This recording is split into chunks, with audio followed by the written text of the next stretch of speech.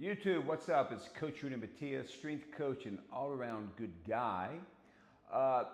This is a follow-up to the video I left a couple of days ago. They got a lot of response. A lot of the response was making fun of me for being a yoga teacher back in the day. I can tell you, I appreciated that, so thank you for that. Keep the jokes coming. But on that video, I was talking about how I went from my own cut personally, to drop weight. I went from 235 to 205. And I did it and only lost, from what DEXA tells me, DEXA scan, only lost 1 pound of lean tissue, which is frigging amazing. Because people, when they drop weight, they can lose anywhere between 20 and 30% of that weight loss is also lean tissue. So I lost all of the adipose tissue, the body fat that I was carrying, and very little, if any, of the lean muscle. And I think that's kind of a miracle. And here's how I did it. And this is what I was telling you guys about a little bit the other day. I did it through leveraging protein. Now, what does that mean? It means simply this. Number one, I'm 200 pounds, 205 pounds, and I try to get about 200 grams of protein every single day. I typically eat 4 times a day, so if I divide that, it's 50 grams of protein per meal. Here's the cool thing about that. When I set aside 50 grams of protein for the meal, I'm usually semi-full. As I eat that, then I don't eat a bunch of other stuff like carbs or unnecessary fats, although there is some really healthy fat in the beef or whatever I'm eating. So that limits my carbohydrate because I'm basically satiated.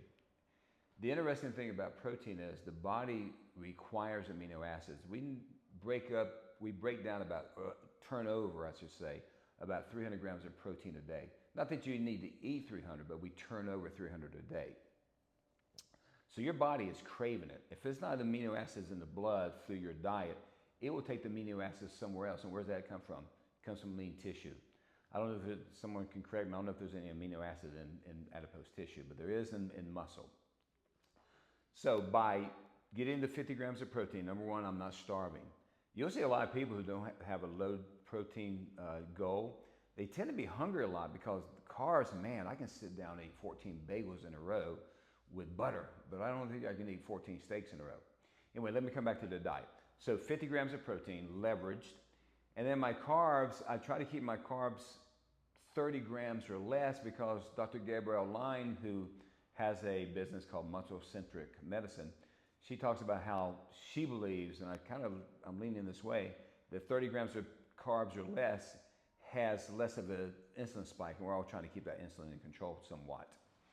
And then the fats, I'm not too concerned about. I think usually I get about 60, 70 grams of fat. No matter who you are, I wouldn't go much lower than 50 grams of fat. Again, consult your dietitian. So leveraging the protein by starting with that first, keeping the carbs to about 30. Not to mention I do cardio every day.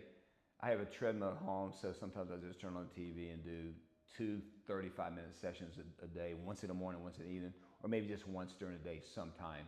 So that helps. And then I train in the gym 5 out of 6 days. And that's about it, right? So strength training is key.